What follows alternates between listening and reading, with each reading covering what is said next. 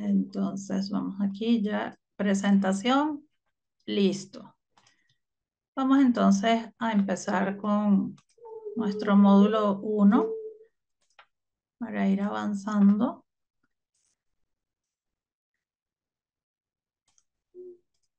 ¿A ustedes les gustan los temas de historia? Temas de historia, filosofía, entender de cómo antes se concebían los fenómenos, la conducta. Ay, por ahí ponen que no, otros que sí. Bueno, listo. Eh, Vamos a empezar, como les dije, este primer módulo va a ser base para poder ir entendiendo esto del comportamiento suicida, que es un comportamiento muy complejo, y asimismo la historia y las diferentes corrientes filosóficas no los evidencian. Y también va a ser un módulo que es bastante denso, larguito, pero esto nos va a servir porque sobre todo cuando vayamos viendo modelos, clasificación, o sea, todo esto nos va a servir porque tenemos que tenerlo en cuenta cuando vayamos a hacer la práctica, ¿ok? Cuando vayamos a hacer, cuando digo práctica, cuando vayamos a utilizar hacer intervención, ¿ok? Es Ok, sí, qué bueno que les guste. Ok, bueno, listo. Igual esto no pretende ser una cátedra de historia ni filosofía, ni mucho menos. Yo no soy historiadora ni filósofa ni nada, pero pues sí, entender las bases cómo llegamos hasta acá.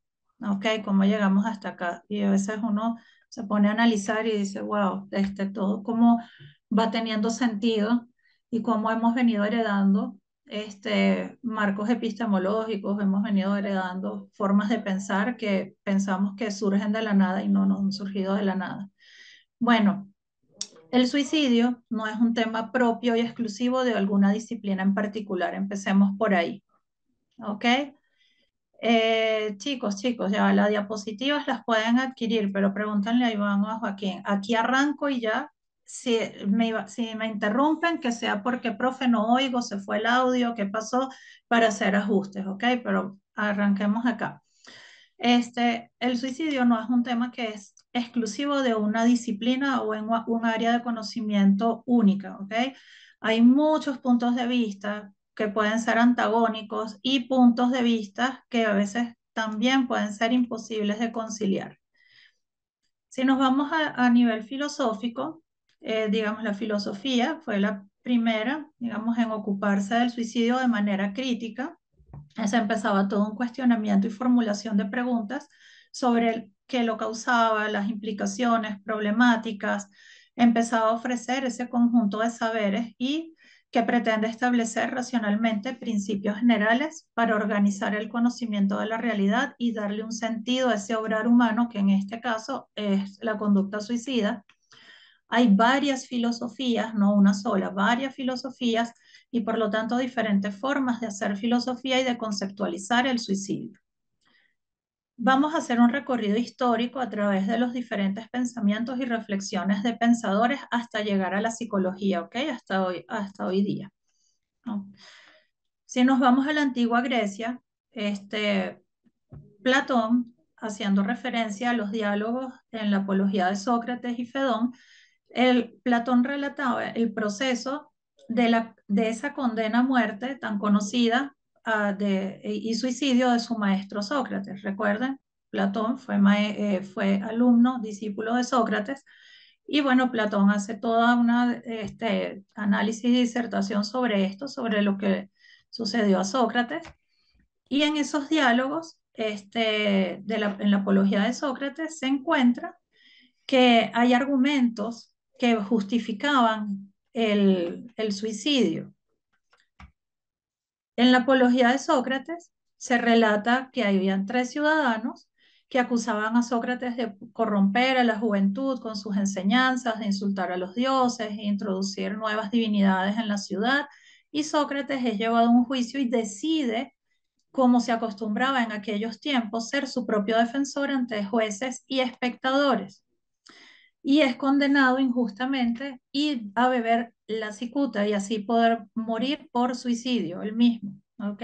El mismo tomarlo decide, es una decisión. Sócrates, siendo fiel a sus principios éticos, decide afrontar la muerte y permanecer de forma voluntaria en su celda sin escapar, siendo consciente de su inocencia. Mantiene una conversación con sus discípulos sobre la vida que debe llevar un filósofo y de la inmoralidad del alma. Y Sócrates les dice que los verdaderos filósofos deben vivir para morir y alcanzar así la verdad, pero que es ilícito el acto del suicidio. Pero aquí hay que entender el contexto también. Y Cebes le pregunta, ¿cómo es, Sócrates, que no es permitido atentar a la propia vida y sin embargo el filósofo debe seguir a cualquiera que muere? ¿Ok? Empiezan esas visiones antagónicas, ¿cómo es que sí, pero no? O sea, es ilícito, pero... Y él también va a tomar la cicuta y decide, sí, acepto, y él morir hasta tomando eh, de esta copa y demás. Entonces, aclara que la meta del filósofo es alcanzar la verdad y eso es posible después de la muerte. Aquí es importante, o sea, si se fijan, estar todo el tiempo vamos a estar hablando, o sea, desde estos inicios, tema de la muerte, ¿ok? Para hablar de la muerte, pues inevitablemente también hablamos de la vida. Entonces, siempre el tema de la muerte, pues por supuesto nos va a estar rondando en todo momento, en todo este recorrido y a lo largo de los diferentes temas que vamos a ver. Entonces, la muerte como forma de alcanzar la verdad, pero la muerte en sí misma no garantiza que se llegue a la verdad, como si fuera un camino, pero no una garantía. Entonces, el suicidio no es un atajo para alcanzar la verdad, es como si hubiese un proceso, ¿ok? No es como, bueno, quiero alcanzar la verdad, me quito la vida y ya alcancé la verdad. No es tan así. La muerte es una condición que es necesaria, pero no es suficiente para poder alcanzar el conocimiento. Ponen acá el audio se escucha bajo, que no se ven diapositivas. Ay, Dios. Por favor, ¿sí se ve o no se ven las diapositivas? Me responden, sí, ponen que sí. De pronto los que no ven la diapositiva es porque están en celular. Pilas con el celular, tienen que darle como un scroll, algo así, hacia la derecha o la izquierda para que puedan ver la presentación. Pero sí, que se ve y se escucha bien. Gracias. Bueno, sigo. Entonces, listo, el tema de alcanzar la verdad, no hay atajos.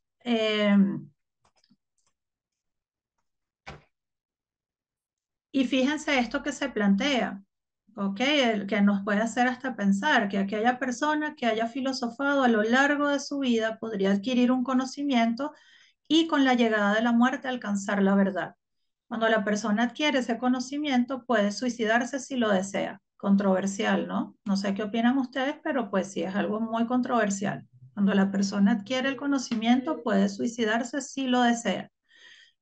No hay ninguna contradicción entre la prohibición del suicidio y llevar a cabo el suicidio de esa forma. Toda acción racional humana va dirigida hacia el bien. Eso lo decía Sócrates. Y la muerte es un bien máximo para el filósofo.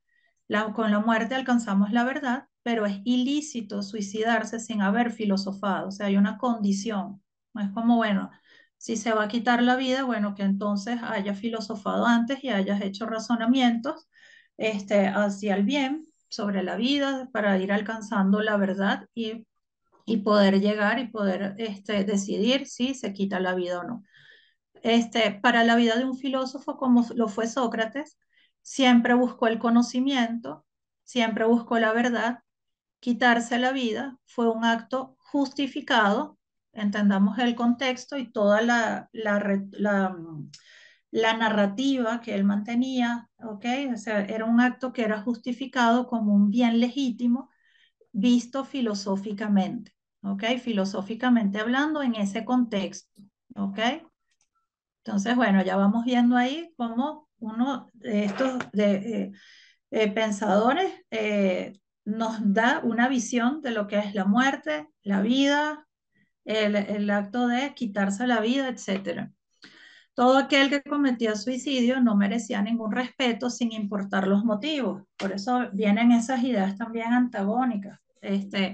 bueno, ¿cómo es que sí se puede quitar la vida y alcanzar, para alcanzar la verdad, si ya filosofé y ya hice razonamientos hacia el bien, pero entonces el que cometía suicidio no merecía ningún respeto, sin importar motivos? Entonces, en la antigua Grecia podía ser legítimo el suicidio cuando se le solicitaba y se exponían los suficientes argumentos a un senado para justificarlo.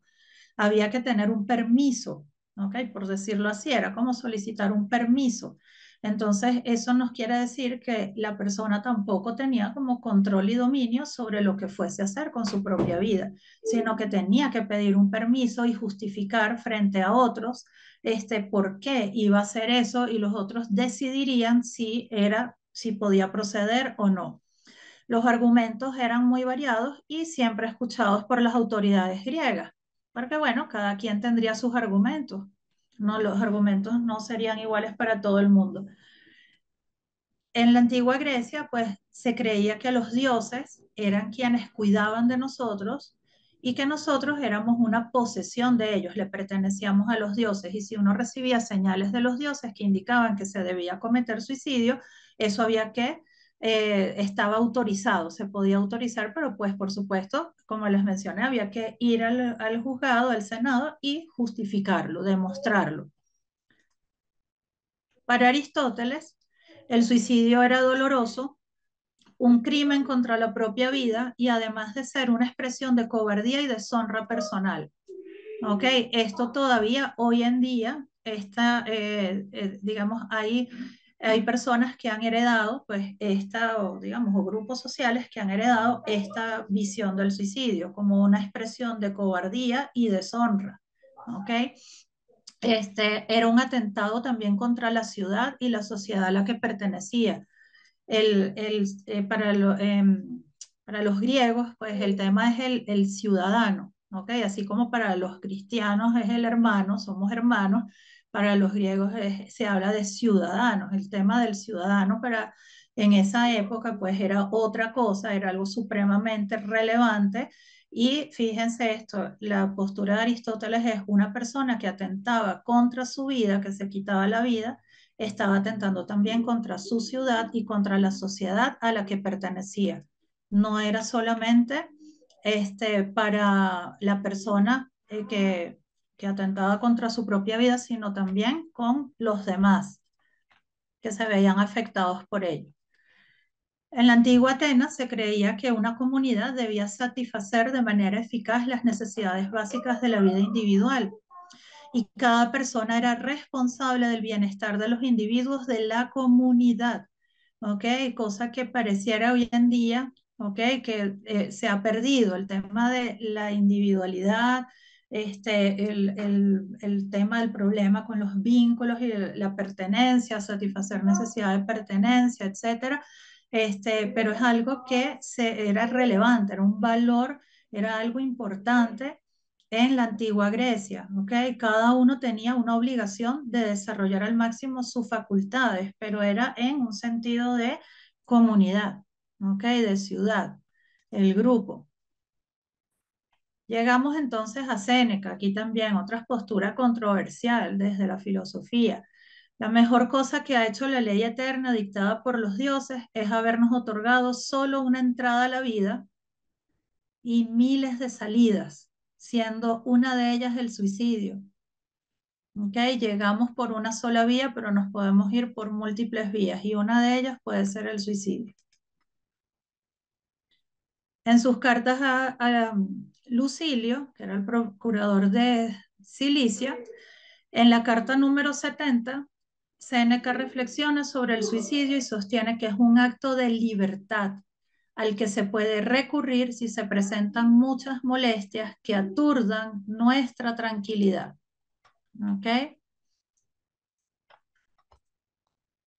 Si la muerte es inevitable en todos los seres vivos y es parte de nuestra condición, pues morir, entonces no puede ser un mal que tengamos que evitar a toda costa. Lo verdaderamente importante no es preocuparnos de cuándo vamos a morir, sino la forma en cómo morimos. Es decir, cómo debemos llegar a la muerte, algo que pudiera rozar o parecerse a los conceptos de calidad de vida que vinieron muchísimo después, ¿ok? No es tanto el cuándo va a ser la muerte o en qué momento o la cantidad de vida, sino el cómo llegamos hasta allá.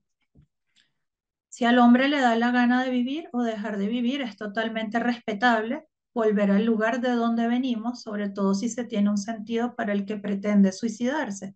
¿Ok? El sentido no es un acto por banal, como bueno, porque la persona quiso y ya, sino que hay algo, hay unos motivos, hay un sentido, eso tiene un sentido para la vida de la persona, aunque esa acción implique quitarse la vida. Lo relevante no es solamente vivir, sino vivir bien.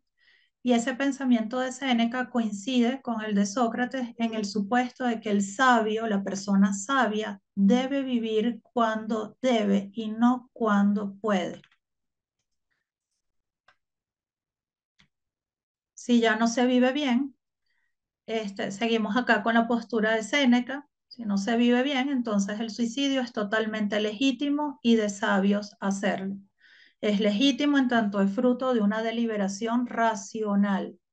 Esto nos pudiera hacer pensar qué pasa con las personas de pronto que tienen algún trastorno, alguna enfermedad mental, cuyo proceso de pensamiento cognitivo, digamos, está alterado. Y buscan o piden o solicitan dejar de vivir, o personas que por algún tipo de enfermedad desean practicarse eutanasia. Hay una deliberación racional, sería legítimo o no. Este, y bueno, para quienes no saben, Séneca muere desangrado. Él mismo tuvo una muerte por suicidio, aunque hay, digamos, controversias con ello. Él muere delante de sus discípulos en una bañera de sangrado. Y algunos dicen, historiadores refieren, filósofos, que él fue por los vapores de los baños donde él se encontraba, más el asma que presentaba, eso fue lo que acabó finalmente con la vida de él. Entonces acá, bueno, esto, el que ya les mencioné, que si es legítimo, la del producto de una deliberación racional, que si el suicidio llega a ser producto de nuestras pasiones, de la cólera, de nuestros impulsos o emociones intensas, entonces es ilegítimo y una cobardía. Entonces ahí la diferencia, ¿ok? Este, Esto nos puede hacer pensar, pensando en categorías diagnósticas, cuando podemos pensar en pacientes con trastorno afectivo bipolar, trastorno límite de personalidad, esquizofrenia, entre otros trastornos donde el control de impulsos, el control, el manejo afectivo, el pensamiento se encuentra también alterado en algunos casos. Este, donde cuando surgen esos intentos o cuando aumenta ese riesgo, sería algo ilegítimo, sería algo de cobardía, un poco, bueno, ¿verdad? Si pudiéramos decir, bueno, ese suicidio, o esos intentos ahí, cómo se enmarcan dentro de todo esto del sentido de la vida que nos planteaban desde la antigua Grecia. Ok, por eso digo, estos son temas que son sensibles, son controversiales.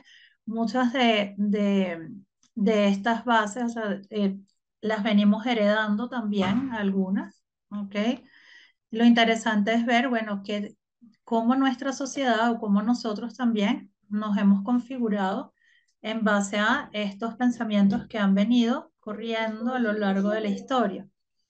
Entonces, bueno, ya para salir de la antigua Grecia, no existía un pensamiento uniforme acerca del suicidio, más bien había gran diversidad de ideas, no necesariamente coincidían entre ellas. Toda la propuesta o reflexión en torno al suicidio fue elaborada a partir de diversas observaciones concretas de la naturaleza cotidianas, el ver, el sentir, el oír, el tocar. ¿Ok? Entonces, bueno. Aquí ya vamos a pasar a la Edad Media y aquí van a ver que empieza a cambiar, ¿ok? Mm, Ok, pero ahí mencionan sobre la cultura oriental. Interesante también las posturas sobre el suicidio de la cultura, en la cultura oriental. No las toco aquí en este tema, pero sí, también para tomarlas en cuenta a quienes les interesa, porque también hay otras posturas distintas. Este, bueno, en la Edad Media viene ya el cristianismo y se instaura el cristianismo como una religión oficial y se marca el inicio de una nueva etapa en la historia de la humanidad. Hay una ruptura entre el mundo natural griego y el celestial, y se proclama la trascendencia de la muerte y el alcance de la eternidad en otro mundo cualitativamente distinto. Las religiones, la mayoría de las religiones tienen su función, una función muy relevante, que es la promesa y esperanza de un mundo mejor, que solamente va a ser alcanzado con el cumplimiento de unas reglas que vendrían en forma de mandamientos, leyes divinas, tributos, etcétera, y que culmina una vez que llega la muerte. ¿Ok? Si hay unas reglas, hay algo que el ser humano tiene que hacer, ¿ok? O una cantidad de conductas que debe emitir, ¿ok? Para lograr eso. Si lo vemos desde el punto de vista de conducta verbal, yéndonos más al modelo conductual, son conductas gobernadas por reglas, ¿ok? Ahí lo que controla la conducta son reglas verbales, no la contingencia directa, pues porque nadie ha ido al otro, a ese otro mundo y ha regresado para narrar o para que los demás aprendan de cuáles son esas contingencias directas, más una conducta gobernada por reglas. Ahí nos damos cuenta del valor que tiene el lenguaje y cómo el lenguaje nos va también delineando, ¿okay? A nivel de identidad, de organización, etcétera. La muerte, piedra angular que sostiene todo el pensamiento de la religión cristiana y a todas aquellas religiones que prometen una mejor vida en otro mundo que está más allá de lo terrenal. De no existir la muerte, ¿okay? No habría religión alguna, pues justamente esta es la plataforma que le otorga poder a las instituciones religiosas. ¿Cuál es la relación entonces del cristianismo con el suicidio? Que en las sagradas escrituras de la Biblia cristiana se defiende la idea de que el ser humano se encuentra bajo la voluntad de Dios, pues es Él quien da la vida, quien da y quita la vida, ¿ok? Quien pone y quita, ¿ok? En todo el universo. Los hombres y mujeres no son dueños de sus vidas, y en el año 542 la Iglesia castigará a los suicidas principalmente de tres formas. Ya el suicidio se castigaba. La persona iba a tener una condena eterna en el infierno por medio de la no absolución del cuerpo del suicida. Había un daño al cadáver del suicida, bien sea que lo descuartizaban o lo quemaban en público, o no se enterraba el cuerpo en los cementerios, en Camposanto, o sea, no estaba, también se apartaba el cuerpo en otro terreno. El retiro de los bienes o pertenencias del suicida, dejando sin propiedades a sus familiares. Ok, sus familiares, ok, perdón que me distraí con un comentario, pero ya. Entonces, el cristianismo defiende la propia vida. Esto es un cambio totalmente, o sea, diferente a lo que se venía viendo a lo largo de la historia antes de, ¿ok? Y el argumento es que el hombre tiene la obligación de conservar la vida para no ofender a Dios y salvar nuestras almas para entrar al otro mundo. Tenemos aquí varios representantes importantes del pensamiento cristiano, filosófico cristiano. San Agustín de Hipona, uno de ellos, que se manifiesta o se manifestó en contra del suicidio. Santo Tomás de Aquino, que pensaba que el suicidio es ir en contra de la ley natural o ley divina.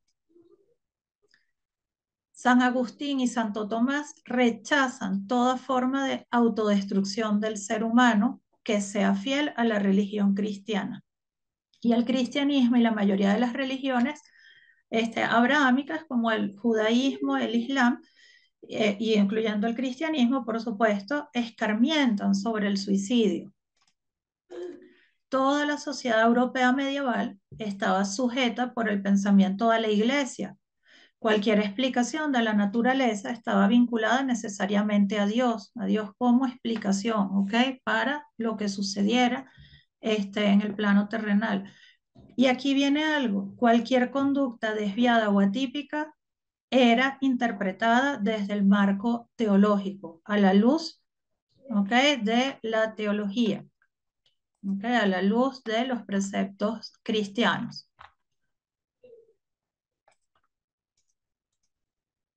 Si un individuo mostraba intenciones de suicidarse, se creía que estaba ¿qué? Poseído por algún espíritu maligno. El suicida tenía un alma o un espíritu perturbado y que provocaba que se diera muerte a sí mismo.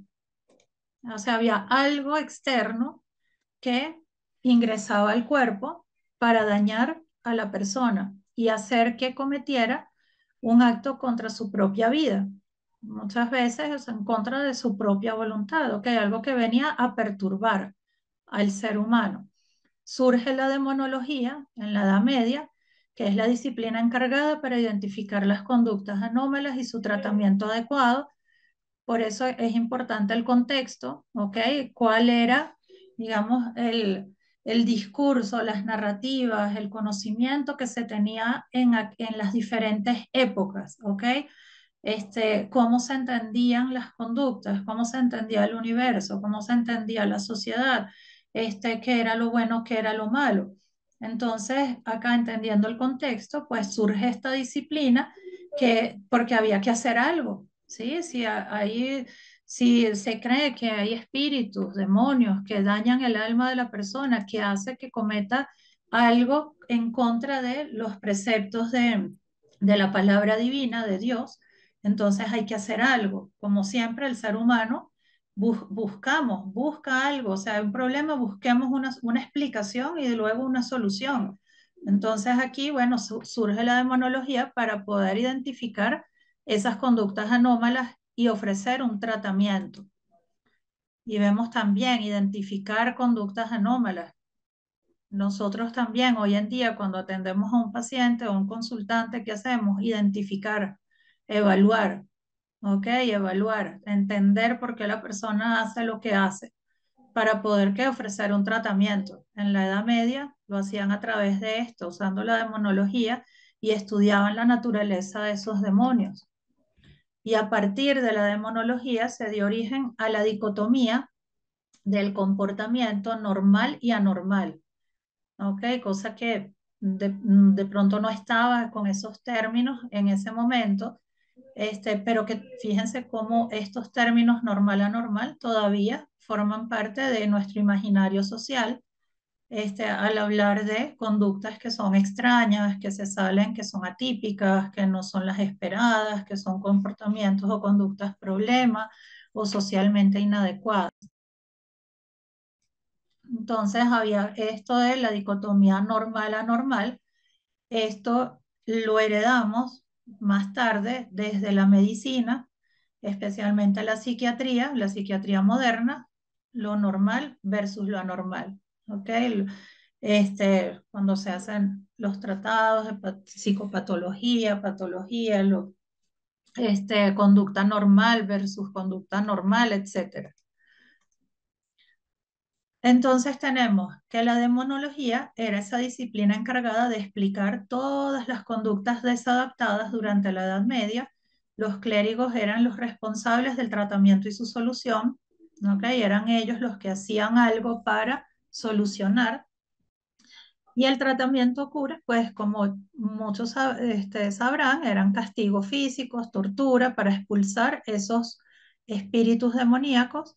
Incluso en tiempos cercanos a la modernidad, los individuos que eran poseídos por demonios son sanados, entre comillas, mediante crueles exorcismos. Incluso muchas prácticas de esas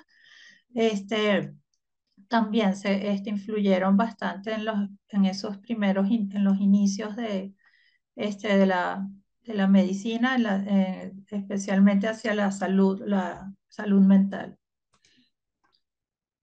Quienes cometían suicidio eran considerados víctimas de fechorías de esos demonios y las personas carecían de un vínculo hacia Dios, una ruptura, haciéndolos más vulnerables a esos ataques, entre otras cosas. Se consideraba que esa persona estaba alejada de lo divino, alejada de Dios.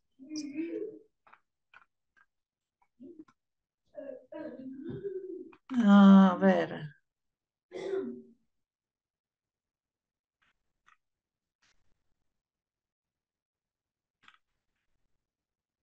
Bueno, seguimos.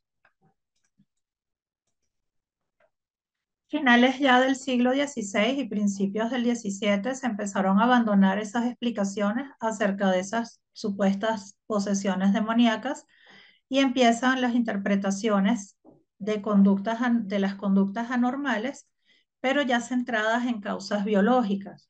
Ya se buscaba que la causa no era algo espiritual, algo, un espíritu, un demonio que entraba a la persona, sino que ya también había un avance en la medicina, en todo lo que era buscar las causas de lo que estaba generando esos cambios y venían pues más desde el tema anatómico, fisiológico, la célula, algo que ingresaba al cuerpo pero que no era un demonio, que hacía que se cambiara la forma en que el organismo funcionaba, etcétera, y por ahí se ofrecían también tanto el saber dónde estaba la lesión o la anomalía para poder ofrecer el tratamiento para poder curar, o sea, más que todo basado en la biología, ¿ok? En esa fisiología.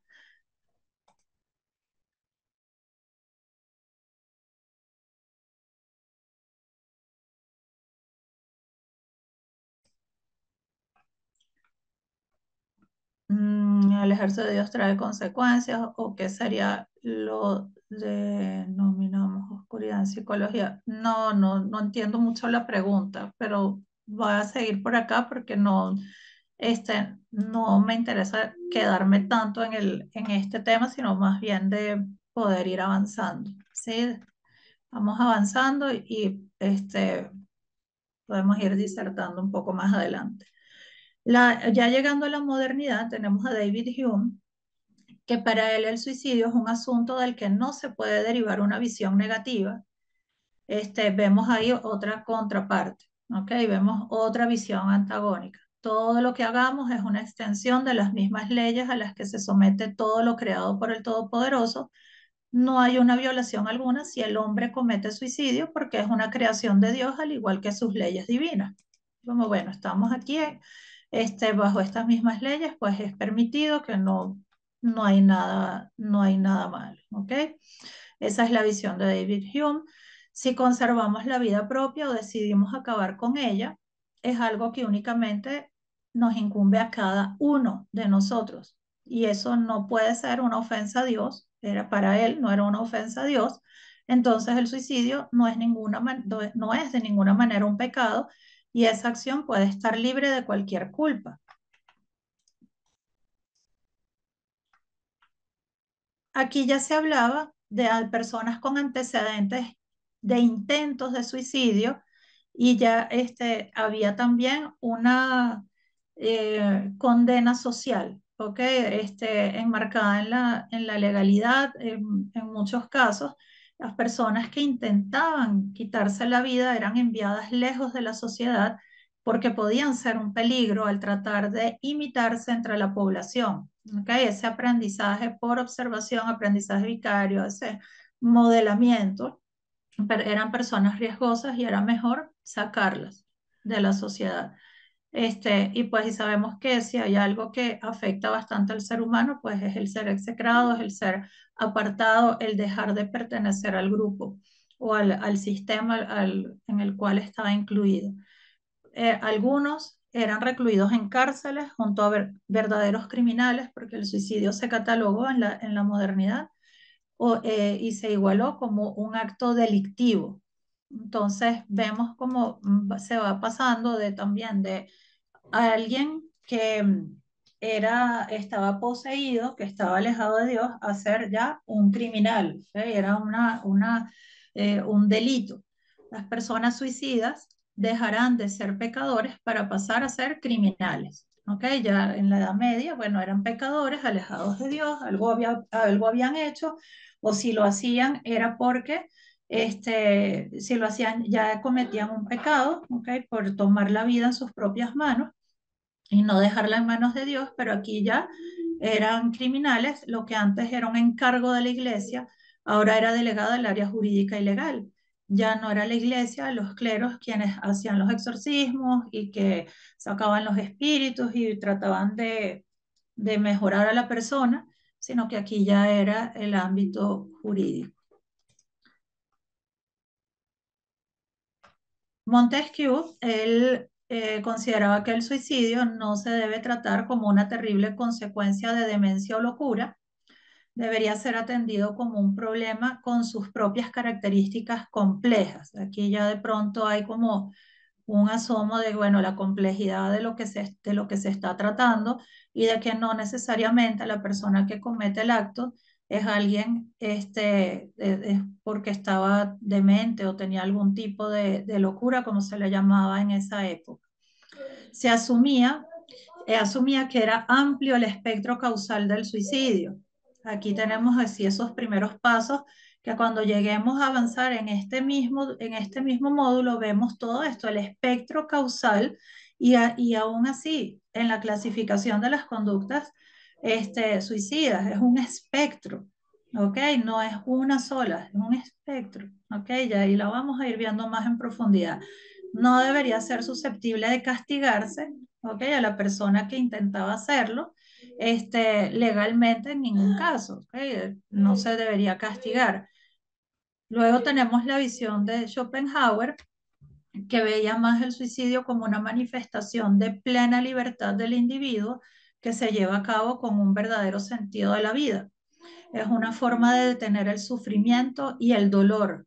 Aquí vemos también cuando vayamos a ver intervención y vayamos a ver cómo es esa narrativa, cuáles esas cogniciones, lo que refiere también la persona que intenta, que está en riesgo de suicidio, el tema del sufrimiento y el dolor va a ser central, ¿ok? Porque a nivel conductual, él es una persona que está utilizando mecanismos de afrontamiento evitativos para abordar el dolor y el sufrimiento, y eso tiene todas unas implicaciones a nivel psicológico, a nivel de interacción social, a nivel también cognitivo, ¿ok? Y por supuesto en lo que hace la persona.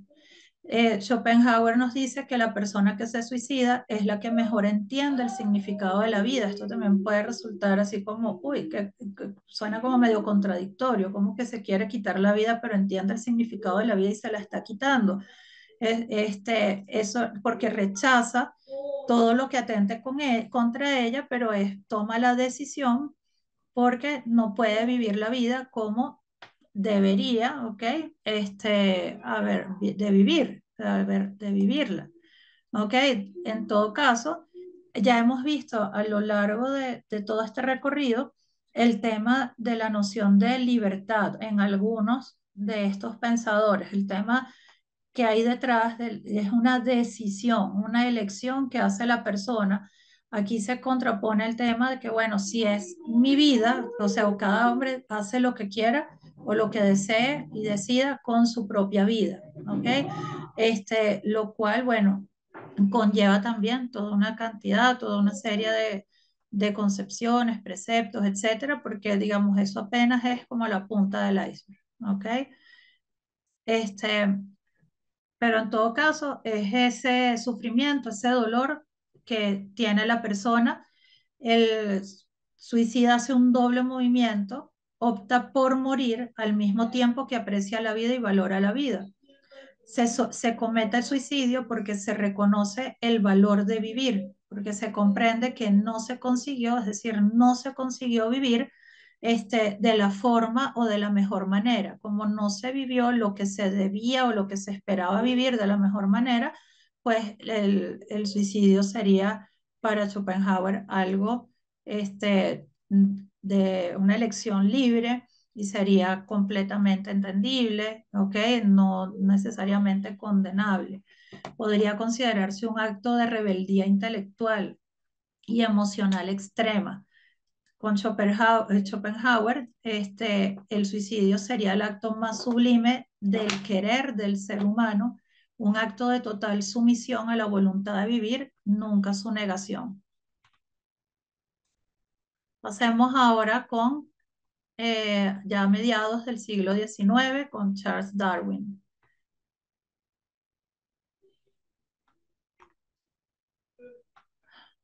Ok, a ver,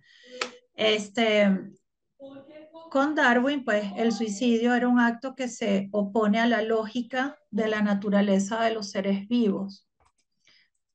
Recordemos que en la teoría de la evolución, él describe, por lo menos el suicidio describe el proceso de cómo todos los seres vivos llegamos hasta aquí y en la forma actual, ¿ok? Cómo fuimos llegando, cómo somos lo que somos, a través de procesos de adaptación. Nosotros los humanos, como el resto de animales, somos productos de una evolución y no por un diseño divino. Aquí también cambia la concepción de hombre, cambia la concepción de universo, etcétera. Y a ver, esto aquí se me repitió. Permítanme que voy a eliminar de una. Listo. Hay una competencia por la supervivencia en todos los seres vivos y que derivan una forma implícita en la idea de que la vida es lo más importante, es lo que hay que mantener, sin importar la especie, género o complejidad del organismo. De hecho, si nos vamos a las bases biológicas del comportamiento y hablamos desde términos netamente biologicistas, pues lo que vinimos a hacer nosotros acá es a sobrevivir. ¿Ok? A que la vida se abra paso como de lugar, a mantenernos, ¿ok? De manera inmediata en cada momento, en cada segundo, podernos adaptar para poder permanecer y prevalecer. Eso es desde las posturas, digamos, biológicas, lo que vinimos a hacer. Todo el tiempo adaptarnos, sea como sea, sin importar la especie, el organismo, lo que sea. El suicidio entonces va en contra de la supervivencia. Cualquier conducta orientada a la autodestrucción se opone al impulso biológico primario de los seres vivientes y esta naturaleza innata o refleja del organismo para actuar siempre en favor de la vida no da lugar a un comportamiento suicida en el proceso de evolución. ¿Ok? Para Darwin, dentro del marco de la evolución, el comportamiento suicida no tendría lugar porque iría en contra de lo que biológicamente estamos diseñados para hacer, ¿ok? De que prevalecer, permanecer, prevalecer, etcétera. El suicidio iría en contra de todo ello. Llegamos a Emil Durkheim, que digamos es uno que desde la sociología y análisis de la sociedad, pues hizo un amplio estudio del suicidio como tal. Ya ves que están colocando acá preguntas y no sé si están preguntando algo sobre los temas o es que están hablando entre ustedes.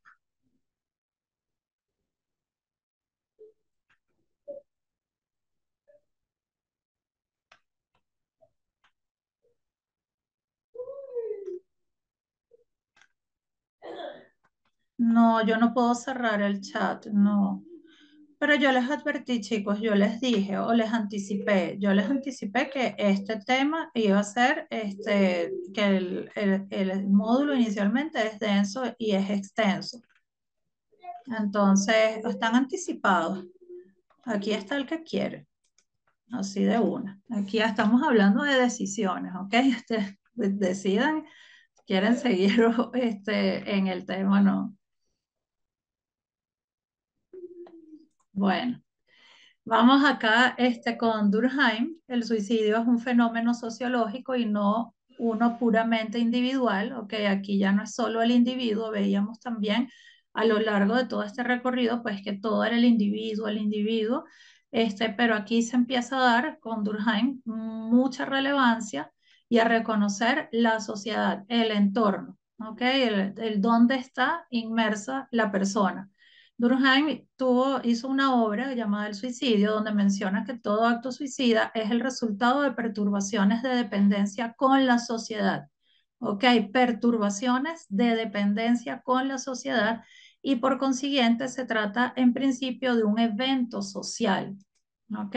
En el suicidio hay factores que van a ser determinantes que no son necesariamente de origen clínico y psicológico.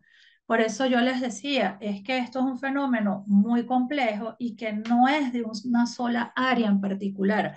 Y que si queremos entenderla en su complejidad, o por lo menos intentar hacerlo, pues tocar, pasar por el tema sociológico, pues también es algo que nos va a dar, nos va a abrir esa mirada, porque además cuando veamos los factores de riesgo sociodemográficos, están muy relacionados con esto que nos venía planteando Durkheim este, eh, en su postura, en su tratado sobre el suicidio. ¿Ok? Entonces, el suicidio es un acto que es individual, es único, pero la naturaleza siempre es de índole social. Es como que el peso, pues, del acto como tal está en el acto social, más que en alguna patología o en algo clínico, psicológico, etcétera. Entonces el suicidio se va a venir a expresar de muchas formas por causas sociales, particularmente cuando la sociedad no les brinda o proporciona a sus miembros los recursos necesarios para establecer vínculos interpersonales adecuados, las relaciones, ¿ok? La vinculación. Durkheim nos habla de varios tipos de suicidio. Ok, nos habla de varios tipos, son cuatro, sí, cuatro tipos de suicidio. Veamos aquí cada uno. El suicidio egoísta, que es cuando la persona se siente enojada, molesta con la sociedad y tiene pocos lazos, poca conexión, y la persona se caracteriza por una carencia de integración social. Personas que son solitarias, ermitañas, que no establecen vínculos afectivos con persona alguna y optan por suicidarse. El otro suicidio es el anómico. Aquí hay una actividad alterada del individuo en su vida diaria. Sufre la falta de normas que lo vinculan a la sociedad. Volvemos otra vez el vínculo, o sea, el estar allí inmerso, la conexión social y la participación en la pertenencia. ¿Ok? Son personas que experimentan situaciones de crisis que provocadas por un desajuste social, ¿ok? Lo social como causa, ¿ok? Eventos que pasan en la cotidianidad. Puede ser una persona que no tiene empleo, a una persona que pierde su casa, que le quitan su casa, una entidad bancaria le quita la casa, ¿ok? Una persona sin empleo, perdón, que le permite tener acceso al mercado de consumo y vivir con las condiciones mínimas necesarias. La persona que se quita la vida por esas razones sería un suicidio anómico. El suicidio altruista, que es característico de personas que se desenvuelven en comunidades con alto grado de integración social.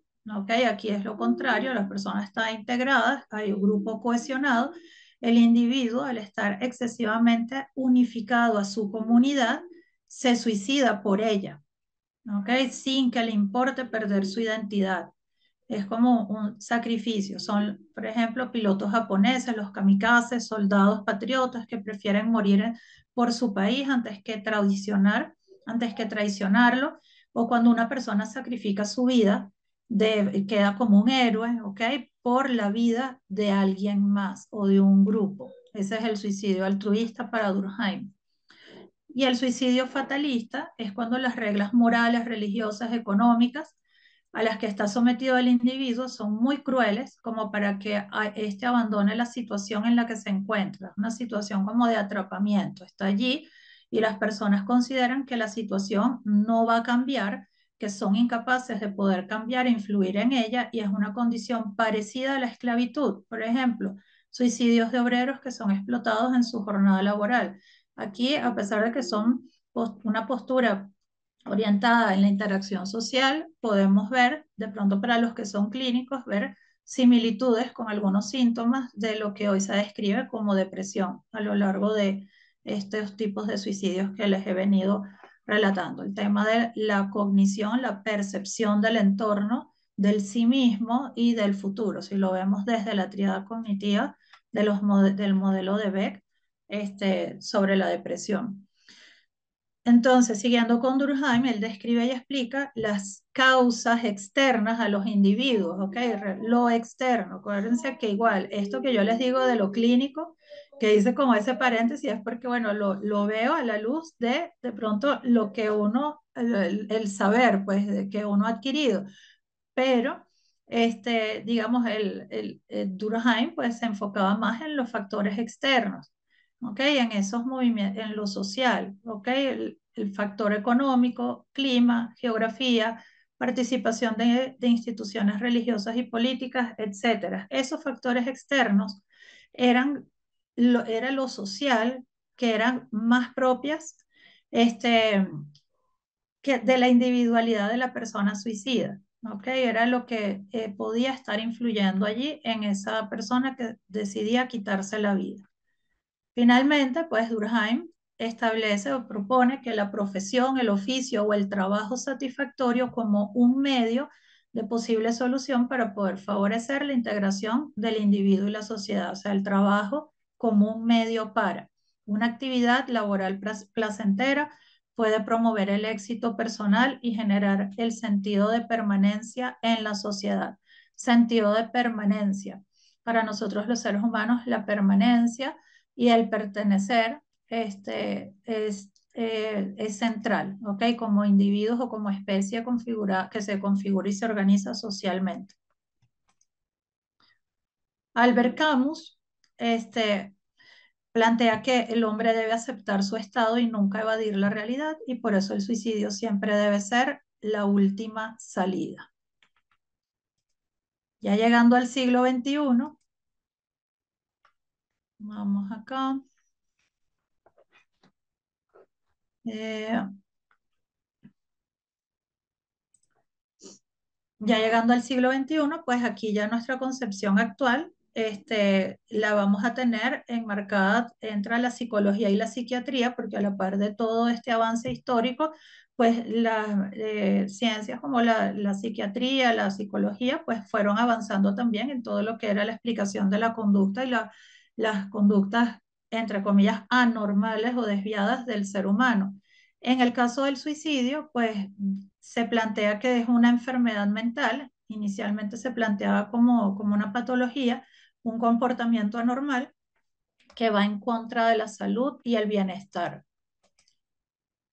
Hay normas y políticas de apoyo especializado a los países. Para la OMS, el suicidio es un trastorno mental y esa concepción de suicidio está amparada en el modelo médico, del cual todavía, digamos, la psicología bebió mucho inicialmente del modelo médico, hasta que después, bueno, se fueron desarrollando otros modelos, otras aproximaciones, y nuestro sistema de salud, pues evidentemente, pues está enmarcada con base al modelo médico de la salud de enfermedad, ¿ok? Entonces, es considerada como cualquier otra enfermedad. ¿Ok? El suicidio, como si fuera una enfermedad, como una gripe, el cáncer, la diabetes, etcétera, y que debe atenderse como tal. Esto tiene también unas implicaciones a la hora de, por ejemplo, pensar en los modelos de atención o pensar en el tipo de intervenciones que se van a practicar. Pasamos entonces del ámbito legal, que el suicidio o la persona que atentaba contra su vida, eso era una manifestación criminal, para pasar a un ámbito de salud, donde ya es una enfermedad mental y aquí entra psicología y psiquiatría. Si se habla del suicidio como una enfermedad mental o como una enfermedad, pues esto supone que hay un desequilibrio a nivel mental.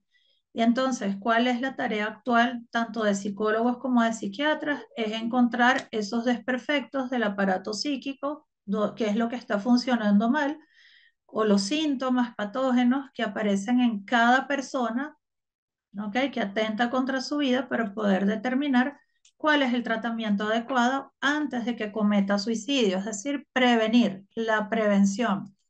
Pero se plantea primero, pues eso, el entender, el identificar, para poder saber qué es lo que no funciona bien, porque no todas las personas, y muchos sabrán, no todas son iguales, las causas, las variables, las condiciones, situaciones de vida de una persona que tiene algún comportamiento suicida van a ser muy particulares y es labor entonces desde el ámbito de la salud mental poder encontrar y explicar qué es lo que está pasando con la persona, pero no solo para explicarlo y entenderlo, sino para poderlo tratar y poder prevenir. Yo les pregunto a ustedes, después de haber visto todo esto, ¿ustedes consideran que el suicidio es una enfermedad?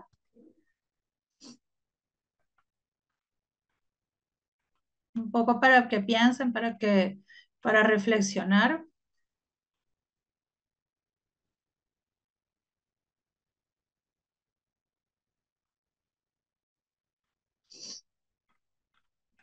Ok, no, no, no. Otros ponen depende, otros ponen que sí. Depende de dónde estemos parados.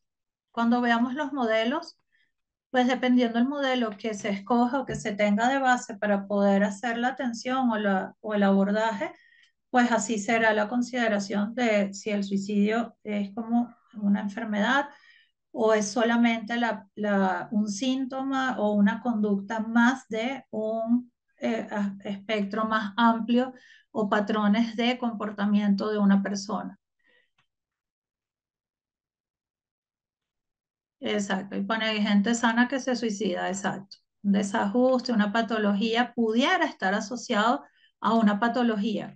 Ok, ya lo vamos a ver. Pudiera estar asociado a una patología física, por decirlo así, o alguna enfermedad crónica, y pudiera estar asociada también a una enfermedad del ámbito mental, pero como ponen por allí, estoy leyendo, pero súper rápido, ¿ok? Hay personas que no tienen ninguna patología, igual cometen algún acto suicida. Bueno, ya terminamos los antecedentes históricos y filosóficos. ¿Ah? ¿Largo o corto? No es una enfermedad como tal, exacto. No es una enfermedad como tal. Si nosotros nos vamos al modelo conductual, como propiamente dicho, es una conducta más, un comportamiento más, una conducta más como cualquier otra, que igual va a tener unos antecedentes, va a tener unas consecuencias, va a haber un factor ahí de aprendizaje por las diferentes vías que sean, va a haber unos aspectos predisponentes, precipitantes, etcétera. Entonces, hay que saber por lo identificarlo para saber en dónde vamos a intervenir, en qué punto.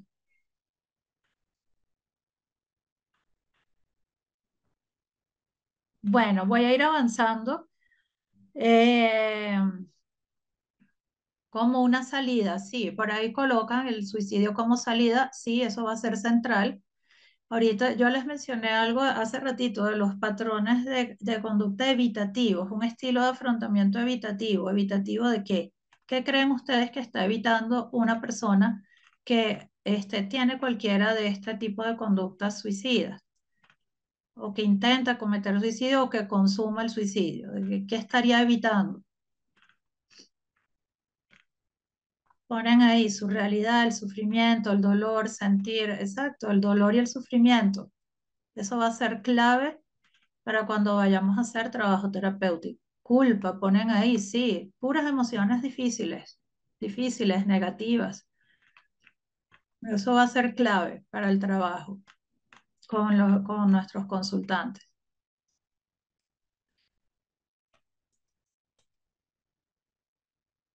El utilizar el suicidio como un medio de escape, o sea, como una conducta con una función de escape, pero es un escape total, ¿ok? Y acabas con todas las contingencias, con todas las posibilidades que pueden haber después, ¿ok? Entonces, bueno, vamos a ir avanzando porque aquí vamos algo que a nivel histórico, pues ya llegando al siglo XXI, es hablar sobre la prevención del suicidio porque se establece ya, perdón, la prevención como una meta principal para todos los especialistas de salud. en esta forma de comportamiento.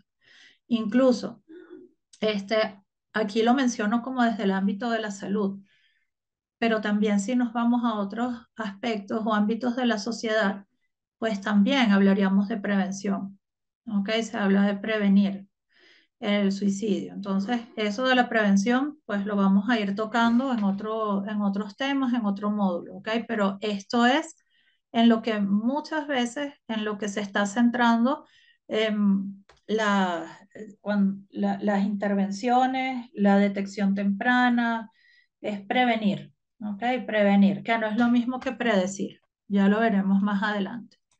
Vamos a pasar entonces aquí a la conceptualización, porque entonces, bueno, empezamos con historia, esto, el suicidio, hablando.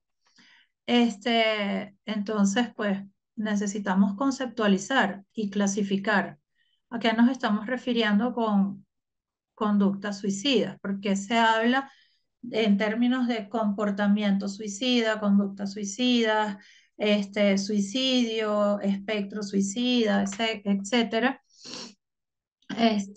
Ay, no, chicos, yo no puedo bloquearlo. Eh, a ver, pone aquí, sí, yo creo que sí, pero comprobando que no entiendo es porque el cerebro cambia de forma de fotogramas. ¿Cómo? Ok,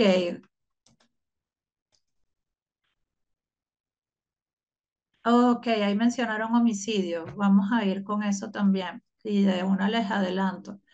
Las personas que tienen ideas de atentar contra la vida de otra persona, es decir, de cometer un homicidio, tienen alta probabilidad y riesgo también de cometer suicidio. ¿Ok? Van como muy juntitas ambas posibilidades. Incluso lo podemos ver cuando hay esos reportes de los crímenes pasionales, como a veces se les llama, que la persona atenta contra la vida de la pareja y después se quita la vida. Bueno, ¿estamos claros aquí con esto? Vamos a avanzar, ¿ok?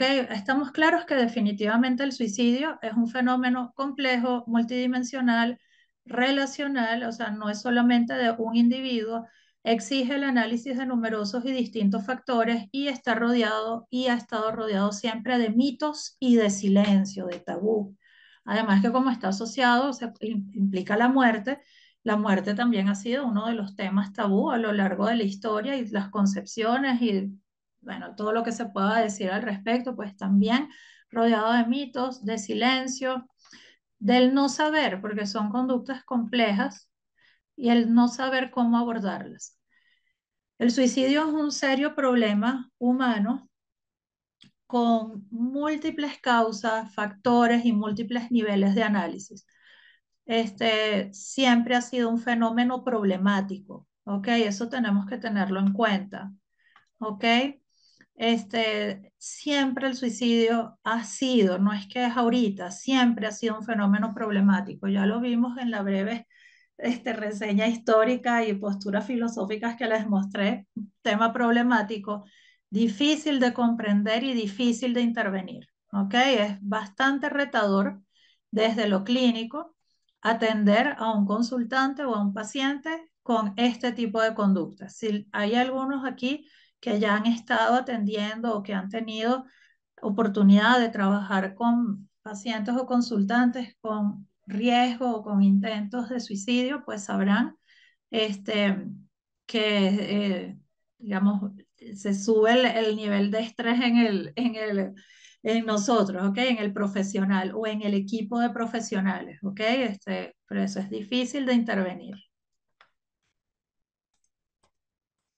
pero no imposible, ¿ok? Difícil, pero no imposible, ¿ok? Bueno, cada una de las manifestaciones del suicidio va a variar en intensidad, grado, control, duración, letalidad, impulsividad y funcionalidad. Fíjense todo lo que implica, ¿ok? El comportamiento. Porque ustedes a lo mejor cuando oyen suicidio se quedan con la idea de la persona que se hizo algún daño físico y en algunos casos consumó el acto, ¿ok? Perdió la vida por suicidio o quedó con alguna lesión. Pero como yo les he venido mencionando ya es un espectro, eso que les mencioné ahorita, el consumar el acto o quedar con alguna lesión física importante, eso es un aspecto de ese espectro. Hay muchas otras conductas suicidas que van desde la ideación, la planeación, la comunicación. Sí, y vamos a irlas viendo. Las manifestaciones del suicidio van a ser el resultado cambiante y superpuesto de factores de muy distinta naturaleza. Ahí vamos a tener diferentes factores ahí superpuestos, uno sobre el otro, ahí como todo mezclado. Económico, lo institucional, lo cultural, social, lo clínico, patológico, biológico, corporal y lo psicológico. Entonces, cada profesional lo va a trabajar, pues evidentemente desde su campo. ¿Ok? Si yo soy psicólogo, pues yo me voy a trabajar desde la psicología. No lo voy a trabajar desde la economía, ni lo biológico corporal o cultural social. Puedo tomar en cuenta esas variables, pero mi intervención va a ser en mi ámbito. El que sea economista, un trabajador social, un médico, pues lo trabajará desde su campo de acción. Esto lo que nos lleva a pensar es que si queremos abordar, si queremos prevenir y si queremos dar apoyo, pues nosotros debemos trabajar como equipos interdisciplinares o multidisciplinares, tanto en el ámbito de salud como a nivel social.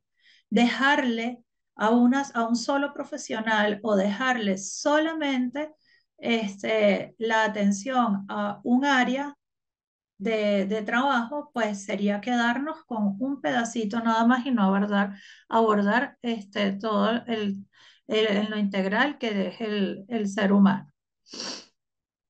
¿Ok? Bueno, ay, ya que no me pasa. Listo. Pasamos de hablar de muerte por suicidio, ¿ok?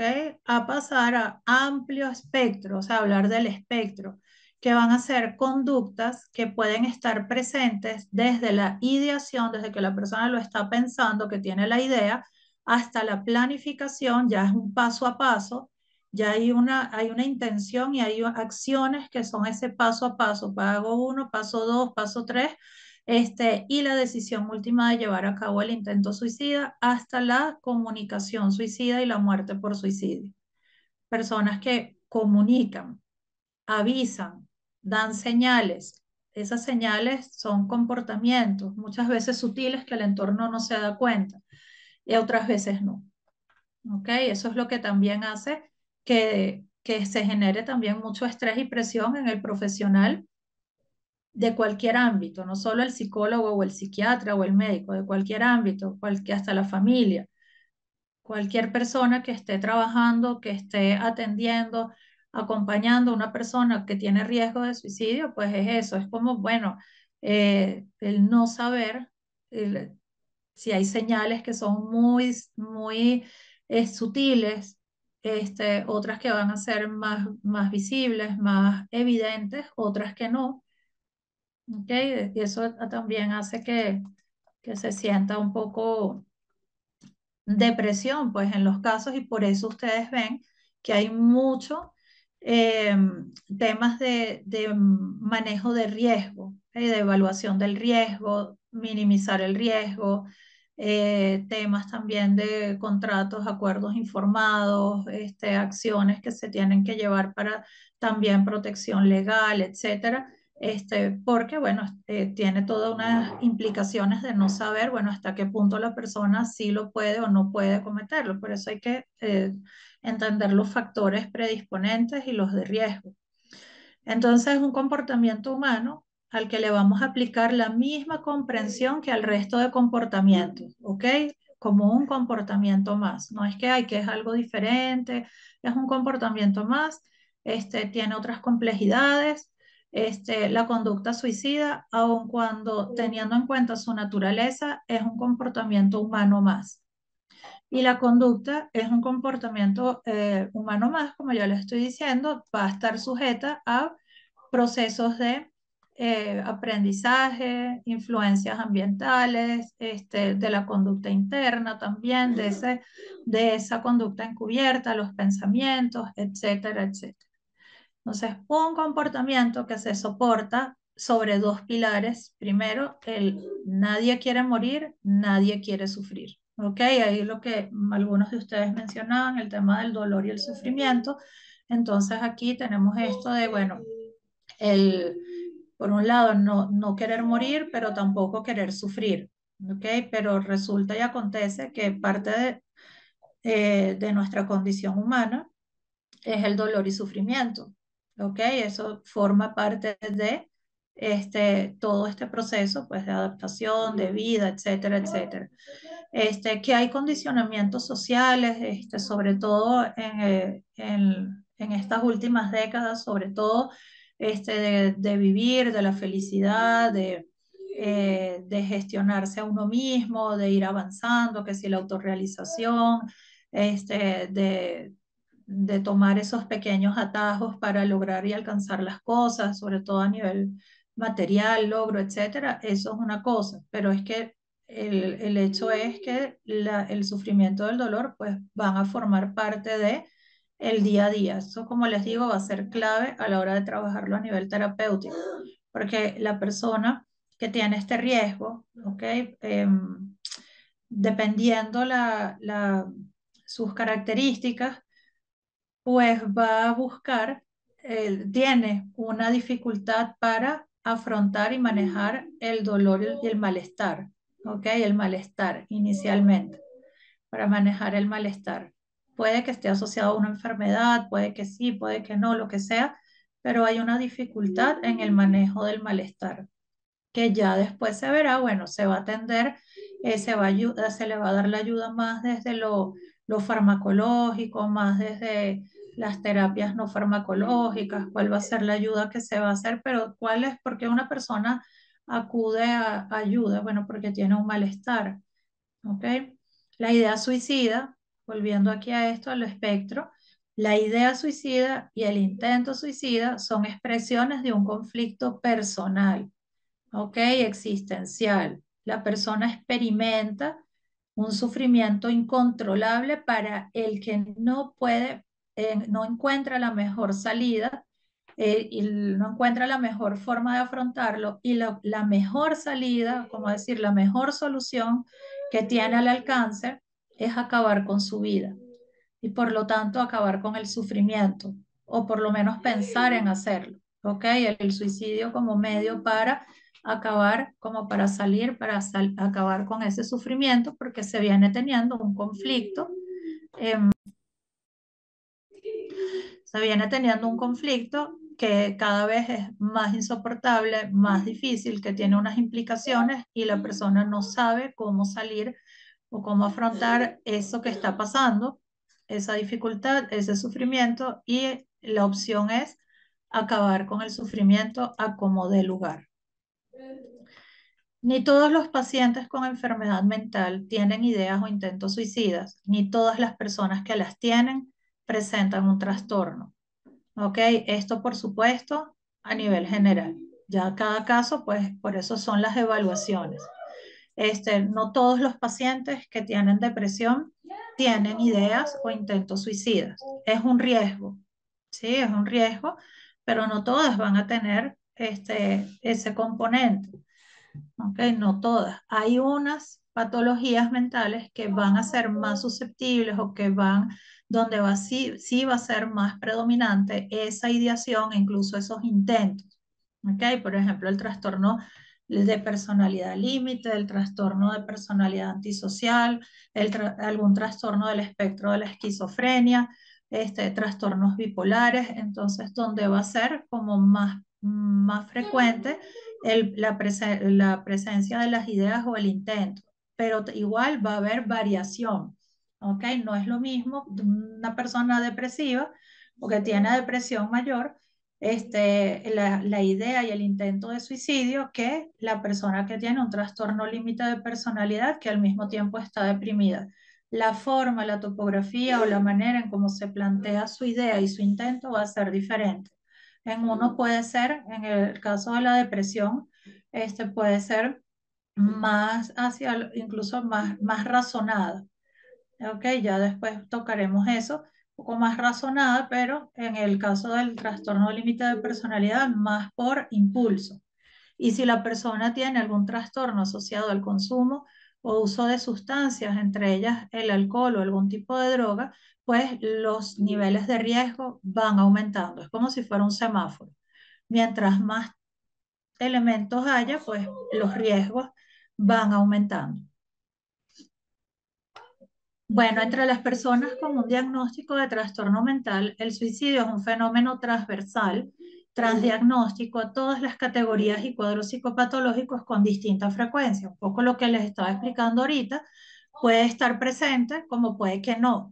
Cuando se hacen evaluaciones, pues eso es algo que se indaga y ahí es donde surge el tema en los tamizajes, en las primeras evaluaciones, de poder indagar. ¿Ok? Poder preguntar, así la persona no me lo diga. Yo debo preguntar, debo indagar sin miedo, así sea en un tamizaje, así sea en un screening psicológico, preguntar e indagar sin miedo y sin pena. Hace tiempo hicieron una campaña acá en Colombia, desde creo que era la Sociedad de Psiquiatría, que era la campaña, el lema era preguntas que salvan vidas. ¿Ok? Preguntar, ¿ok? Muchas veces hasta el profesional se cohíbe o le da miedo indagar porque piensa erróneamente que es que si hablamos del suicidio puedo estar reforzando o puedo estar promoviendo ese tipo de conducta o puedo estar dándole ideas o le puedo reavivar las ganas o el intento o la idea que tenía sobre quitarse la vida, cuando no es así, más bien todo lo contrario. Pues hay que preguntarlo, ¿ok? Para poder tomar decisiones y poder saber qué es lo que se va a hacer. Entonces, siempre sea la persona que tengamos enfrente para atender, pues es indagar sobre si hay algún tipo de conducta dentro del espectro suicida, independientemente de si tiene un trastorno o si se sospecha que tenga algún trastorno, alguna patología, etcétera. Entonces, acá permítanme que voy a tomar un poquito de agua.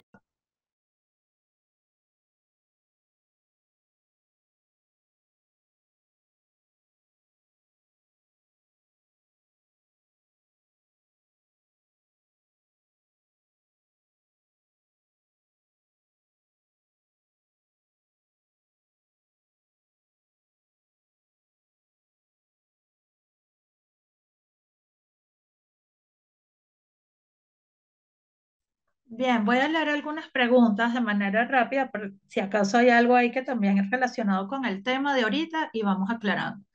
Y bueno, así también los voy reforzando también. Nadie quiere suicidar sin razón, por algo ya no tienen metas ni le ve sentido a su vida. Claro, la idea es buscar el por qué, o sea, las razones, o sea, qué pasó allí, o sea, por algo es, como bien dicen, por algo es. ¿Qué fue lo que pasó? Eso es lo que vamos a indagar. Se envuelve con el paciente en la fase 2.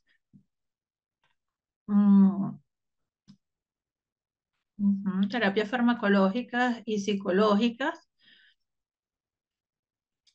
Profe, el cerebro cambia de forma cuando es depresivo. Cuando dices de forma, te refieres a la anatomía, a la constitución, o sea, a la anatomía de las partes. Bueno, este, de forma como tal, pues hay estudios que han hecho post-mortem donde revisan, hacen esas autopsias y comparan sujetos, por ejemplo, depresivos que tuvieron depresión versus no, y encuentran algunas diferencias anatómicas, ¿ok? Pero digamos, no, el cerebro no solo es la anatomía, sino también está la fisiología, está esa actividad eléctrica cerebral y está también la actividad bioquímica. Pero igual, esos son hipótesis, ¿ok? De asociar un cambio en la anatomía con la conducta que estamos observando. Yo de lo particular no me iría tanto por allí, ¿ok? Sobre todo a la hora de las intervenciones. Que el dolor que siente se convierta en placer, dando paso a otro problema. No tanto que el dolor se convierta en placer, sino que tienen mayor tolerancia al dolor, ¿ok? Mayor tolerancia al dolor y eso también la persona puede, hay personas que por sus características de personalidad e incluso su historia de vida, toleran más el dolor en, no sé, en situaciones tan cotidianas como de pronto si ven un accidente, de ver cosas, de ver, oír, sentir elementos que para la mayoría pueden ser incómodos o displacenteros y para ciertas personas no. Y lo ven como algo pues normal, entonces tienen como un poco más de tolerancia al dolor y pues por lo tanto se exponen un poquito más a situaciones que sean dolorosas. Los medicamentos farmacológicos vuelven un zombie a las personas y pues el problema sigue ahí. Bueno, pilas, pilas, pilas con el tema. Yo no soy médico, ¿ok? Pero también cualquier afirmación, porque acuérdense, pueden tener la duda, por supuesto que sí, y qué bueno que la ventilen aquí en este espacio para aclarar dudas, bien sea que se las aclare yo o incluso sus compañeros que también tengan experiencia. Qué bueno que compartan acá. ¿Por qué? Porque si tienen un paciente, un consultante enfrente que venga con esas creencias, que son válidas, sí, son válidas, y nosotros también hay que tener criterio, saber de quién se trata, cuál es la condición de esa persona. Por lo general, yo sé que hoy en día se le tiene como mucha mala idea al tema de la industria farmacológica, al tomar medicamentos, a los psiquiatras, etcétera, pero también hay que desarrollar criterio, porque no todos los casos son iguales y no todos los niveles de riesgo son iguales. Hay algo que sí es cierto, hay una bioquímica cerebral que está allí, que posibilita las conductas que estamos viendo, y hay casos que resultan muy complejos y necesitan esa atención y ese control desde lo médico. No todos los casos, ¿ok? Porque también nos podemos ir al extremo. Nos podemos ir al extremo de que viene un paciente o una persona que busca ayuda, vete para el psiquiatra, ve que te hospitalicen, ve que te pongan allá en un hospital, porque, y a lo mejor la persona no estaba tanto en riesgo y resulta que toda la experiencia médica termina siendo totalmente aversiva y no era lo que necesitaba. Siempre nos tenemos que preguntar qué necesita esta persona, qué es lo que está teniendo, qué es lo que está necesitando. Y hay cosas que no van a ser negociables, pero también depende cómo yo se lo presente a la persona. Si yo me muestro como una persona autoritaria que impone que tú tienes que aquello y que regaño, y la persona está en crisis, probablemente mi mensaje no le llegue. Y si me pongo muy blanda también, como que bueno, sí, si tú quieres te tomas el medicamento, si no también, bueno y tal, a lo mejor tiene un alto riesgo y puede cometer un intento o en el peor de los casos consumar el acto. Entonces, por eso las evaluaciones, ¿ok? Saber desarrollar criterios para poder ayudar lo mejor que se pueda a la persona. Un momento en que el psicólogo debe acompañar al paciente hacia el suicidio, cómo acompañar a individuos con enfermedades terminales avanzadas donde se cuestiona la eutanasia. Ok, eso yo lo toco más adelante porque hay algo que se llama también el suicidio asistido, que ha generado mucha controversia en las últimas décadas, pero el suicidio asistido y la eutanasia ya van a ver, tienen una línea muy, muy delgada. ¿Ok? Ya ahí en esos casos de eutanasia, suicidio asistido, yo lo que diría es que no es solamente un tema de psicología, aquí entra todo en los diferentes campos, lo multifactorial, está lo institucional, lo legal, entra ahí también lo legal, la salud. Hay mucha controversia de pensar de que el suicidio asistido o la eutanasia es algo que solamente es de salud. Hay otros que dicen eso también es del ámbito social, eso también es legal, eso también es de la comunidad, etcétera. O sea, ya lo están como desplazando para otras áreas del ser humano, no solamente la salud. Entonces, ahí no sabría, ahí también porque el suicidio asistido no es que está legalizado en todos los países, por lo menos sé que en el estado de Oregon, en Estados Unidos, no sé si en otro, Bélgica y Países Bajos, y ha generado mucha controversia. Bueno, ya lo iremos viendo. No es que profundice mucho en ello en cuando lleguemos allí, pero sí para tenerlo en cuenta. Algunos abuelos se suicidan para no ser carga para los hijos. Sí, suicidio en ancianos, población vulnerable, ya lo vamos a ver, ansiedad y depresión total. Las personas con el eje 1 del DSM podrían suicidarse por las voces que les comandan y comidan. Pero ahí, bueno, claro, no, pero el eje 1 Me estás hablando del DSM, pero en el 5 ya no están los ejes.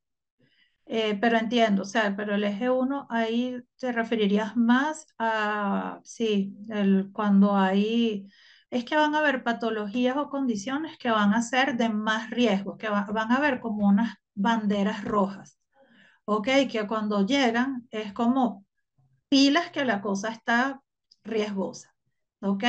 Uno de ellos, y me adelanto, es cuando la persona ya ha tenido un intento previo de suicidio, ¿ok? Un intento previo sobrevive, por supuesto, y los próximos 6 meses de persona incrementa, pero potencialmente el riesgo de que lo vuelva a hacer. Y si adicional tiene alguna enfermedad, un diagnóstico de patología mental, como dentro del espectro de la esquizofrenia, más todavía. Ahí tenemos doble bandera roja. Sí, y saber si la persona tiene algún tipo de diagnóstico de patología mental, si se está controlando o no. Porque ese es el otro tema, difícil. Si la persona lo tiene y no tiene ningún control, o no, o no tiene la posibilidad de acceder al servicio de salud y de salud mental, lo cual todavía en nuestra región de Latinoamérica es un problema, porque no todos tienen acceso a la salud y más difícil a servicios de salud mental a tiempo y para recibir los tratamientos y las terapias. Las citas son muy espaciadas, muy largas. Y la puerta de entrada, muchas veces antes de llegar al psicólogo, pasan primero por el psiquiatra. Pero antes de llegar al psiquiatra, fueron al servicio el médico general y de que el médico general hizo la referencia o derivar para el servicio de psiquiatría, pueden pasar 3 meses o 4 dependiendo. Y después que lo ve el psiquiatra, determina, bueno, sí, que vaya con el psicólogo y cuando llega con nosotros ya es como somos la última puerta, pero antes ya, por lo menos eso a nivel de servicios este, distritales, estatales, sí, ya el sistema de salud, ya en el privado es diferente. Beneficios del paciente. A ver, en la relación paciente con el profesional tiene que ser claro y preguntar por la... Sí, total, claro y directo y sin miedo. ¿Y qué pasa si una persona tiene toda su vida acabada? ¿Cómo puede mejorar si no tiene alrededor algo que pueda solucionar? ¿Cómo interviene? Eso lo vamos a ver más adelante. ¿Ok? Más adelante vamos a ver esos aspectos centrales que deberíamos tener en cuenta en la terapia para trabajar de manera organizada y no improvisada con este tipo de pacientes, porque hay trampas, bueno, hay literatura que le llama así, yo también, como hay trampitas, ¿no? De que uno piensa que sí, vamos bien, todo va mejorando y resulta que no, que hay que tener cuidado. El certificado, que los certificados, el suicidio se da mucho en el encierro, privación de libertad, causa, ok, todo eso sí lo vamos a ver. Que hay cosas que están preguntando que sí los vamos a ver.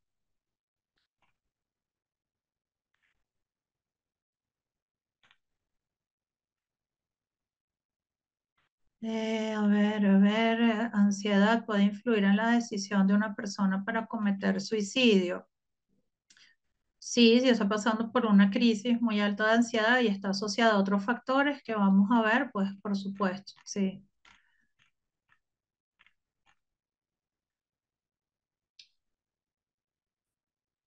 Sí, la cultura, por ahí mencionaron algo de, sí, las prácticas culturales y los aprendizajes que se van reforzando y condicionando en la persona. Eso de que esas afirmaciones, pues como bueno, que hoy en día los adolescentes están más pegados al celular o que ya la gente no interactúa como antes o que hay cambios, ¿ok? Fíjense cuando vimos ese recorrido histórico, la sociedad no es la misma, o sea, somos el mismo organismo, o sea, a nivel fisiológico, ¿ok? Pero la sociedad no es la misma, la cultura, el contexto no es el mismo, cambia. ¿Qué es lo que no cambia? las necesidades, ¿ok? Las necesidades. La necesidad de pertenencia, las necesidades básicas, vitales. Las necesidades no cambian porque forman parte de nuestra estructura y nuestro aparato orgánico, ¿ok? De nuestro organismo, el cuerpo, la fisiología.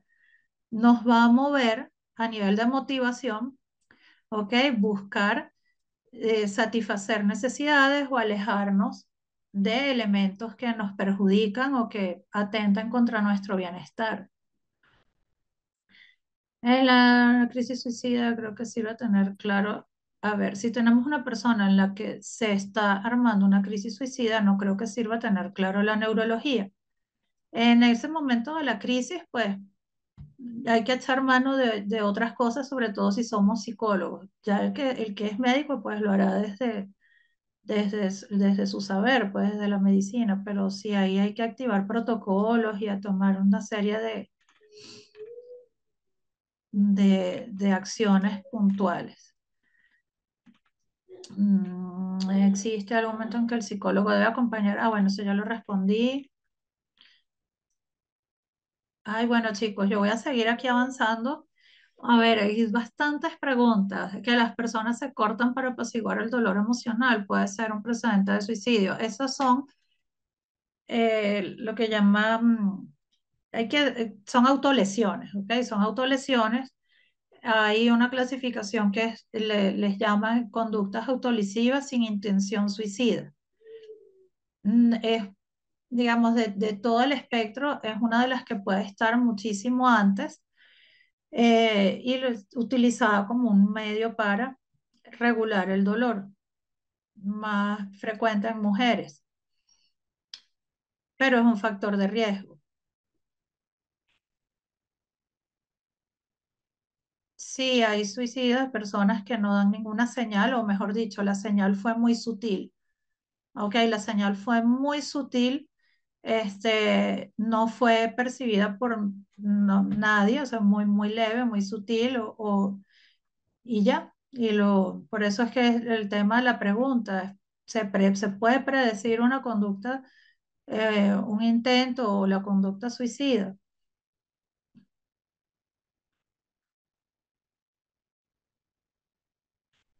Sí, el espectro ya lo vamos a ver, ya no se preocupen. Y tranquilos que vamos a profundizar en eso porque es importante. Bueno, nada, voy a ir adelantando aquí, chicos. Si por ahí se me queda alguna pregunta, recuerden que apenas estamos empezando hoy y que tenemos el resto de los días para preguntar. ¿Ok?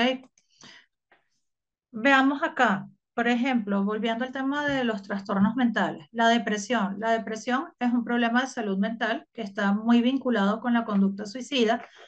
Hay una percepción de indefensión personal, expectativa muy pesimista del futuro, una visión negativa del mundo, de uno mismo y de su biografía, o sea, de su historia, de su contexto, un dolor psicológico que incluye tristeza, falta de energía, dificultades de atención, comprensión, autonomía, etcétera, y desesperanza. ¿Ok? Esos, digamos, a grosso modo, pues los síntomas o lo que pudiéramos ver de una persona que tiene depresión. La depresión no es igual en todo el mundo. Si nos vamos a los criterios diagnósticos, a estos manuales como el DSM, vamos a ver que hay diferentes tipos de depresión como entidades diagnósticas, son conductas que describen, son los diagnósticos, son esas etiquetas, lo que hacen es describir conductas, vemos que son muy amplias, son diferentes, las causas también son distintas, ¿ok? Y los niveles o gravedad también son diferentes. En algunas puede haber mayor riesgo o menor riesgo de conducta suicida, ¿ok? Dependiendo. Em, entonces, igual, pero pendientes, porque me acuerdo, yo también doy un diplomado de depresión y ansiedad, y me acuerdo en una cohorte, una alumna comenta de que, no sé, de alguna manera como que le habían enseñado que no, que los pacientes con depresión por lo general no cometían suicidio, sino que eran los pacientes con trastorno afectivo bipolar. No es así, ¿ok? Cuando estamos hablando de depresión o cualquier trastorno diagnosticado, pues indagar el riesgo puede estar allí. ¿Ok? El riesgo va a variar de un caso a otro dependiendo factores que vamos a ir viendo, ¿ok? De la historia o qué tan graves están los síntomas, si hay algunas enfermedades asociadas, etcétera. Entonces, vemos que volviendo aquí a la depresión, no es una causa lineal, ¿ok? No es, hay un contexto biográfico en que el malestar psicológico cobra mayor intensidad y favorece los pensamientos autolíticos con intención de poner fin a un sufrimiento insoportable.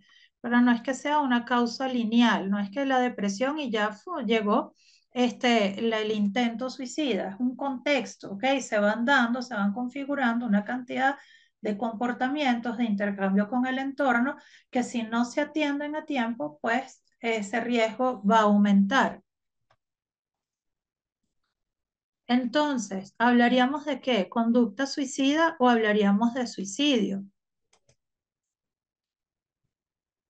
Si hablamos de conducta suicida, estamos hablando de un complejo fenómeno que implica una variedad de posibilidades relacionadas, pero diferentes, ¿ok? Relacionadas, pero diferentes. Está la ideación suicida, el plan suicida y la acción suicida.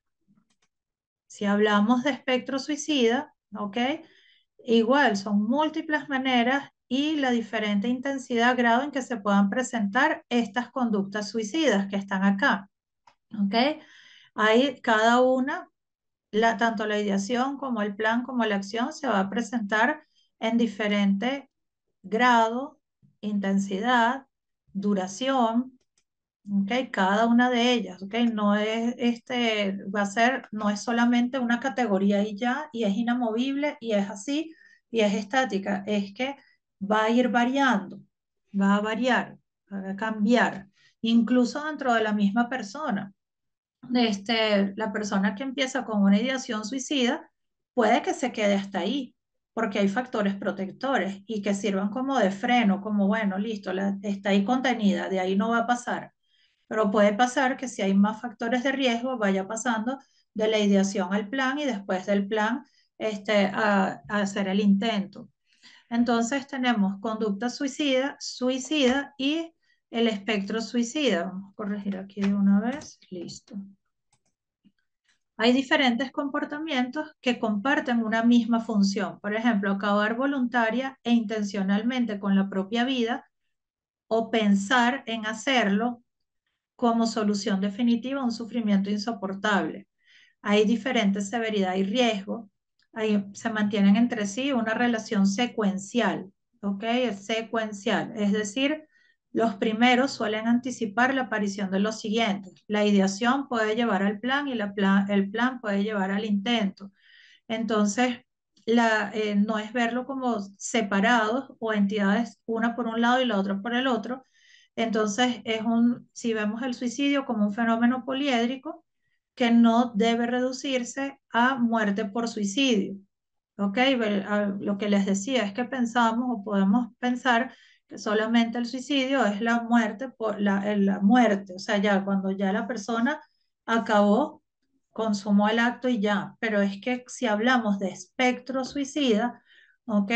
Estamos también abordando la ideación, si un paciente viene en planeación o ideación, planeación o que ya ha tenido intentos. Entonces se va a abordar dentro de ese espectro. En 1986, la OMS definió el suicidio como un acto de resultado letal deliberadamente iniciado y realizado por la persona sabiendo y esperando el resultado de muerte, a través del que pretende obtener los cambios deseados, acabar con el sufrimiento. Pero esta definición tiene unas limitaciones porque aquí no se está incluyendo el espectro, ¿ok? La ideación o la planeación, solamente el acto con resultado letal, ¿ok? Ya cuando la persona definitivamente acabó con su vida, ¿ok? Pero no está abordando las diferencias, ¿ok? Ya vamos a ver factores protectores, ¿sí? Hay cuatro componentes clave que definen la conducta suicida y que nos van a permitir diferenciarla de otras que pueden ser similares. ¿Ok? Similares que puedan también usarse para escapar del dolor, el sufrimiento y que puedan infringir algún tipo de daño a la persona. Uno de esos factores clave es la intencionalidad en el comportamiento suicida. La búsqueda de propósito, la actuación operante guiada para conseguir un objetivo. ¿Ok? El para qué la persona lo está haciendo, lo que en términos especializados y se puede referir como agencia, o sea, la capacidad de que la persona pueda ejecutar de manera intencional el acto. Otro de los componentes es el conocimiento, el conocer el resultado. La persona sabe lo que está haciendo, ¿ok? O sea, sabe que si hace eso puede acabar con su vida. ¿Ok? Sabiendo el carácter definitivo de la muerte, de que es irreversible. La intención. La intención no es propiamente la muerte como tal, sino la evitación y el escape del sufrimiento. ¿Cuál es la intención que tiene la persona al intentar acabar con su vida? No es buscar la muerte, no es buscar, la intención que tiene es acabar con el dolor, acabar con el sufrimiento que está viviendo, y que lo va a conseguir a través de la muerte. Y por supuesto, conocer el resultado, que es ya este, la muerte, el acabar ya con la vida y que el resultado es irreversible. La intención y el resultado van a ser esas características más comunes en todas las definiciones de suicidio. Es una conducta intencionada que está buscando un resultado particular. Y ustedes dirán, bueno, pero ¿qué resultado, qué función puede tener si ya se murió? O sea, ya acabó con su vida. ¿Qué resultado? La persona tiene la intención y está buscando un resultado. ¿Ok? Un resultado de acabar con el sufrimiento, a como dé lugar. Este, la importancia es lo que les coloco allí, el carácter funcional del comportamiento. Cuando uno dice es que todas las conductas tienen una función, y hay personas que, digamos, pueden decir, bueno, pero ¿qué función puede tener el atentar contra la vida, el tener las ideaciones, el planificar, el intentar, incluso llegar a acabar la vida? ¿Qué función tiene? Tiene una función. Si lo vemos como les mencionaba antes, como una conducta como cualquier otra, regida por principios de aprendizaje, va a tener una función.